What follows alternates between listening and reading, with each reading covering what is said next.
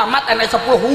unu teko khusus kayak kecamatan sapa kae oh wek Yuda takon ngalih liyane mlebu restoran awakmu ning pinggir pecel awakmu aku gak bocah nang restoran ora pokoke lak camate Yuda lah alah liyane paribasan gawe klambi putih awakmu ireng klambimu wis pokoke kowe dadi apa bupati lo dhuwur dhewe no camat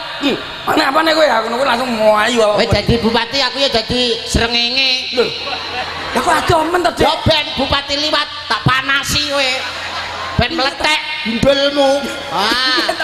oh ya aku dadi srengenge lho kowe dadi apa srengenge to kowe tak kowe bupati metu saka mobil tak panasi aku pacara kowe pas upacara langsung srengengeku tak panas nih meletek ndasmu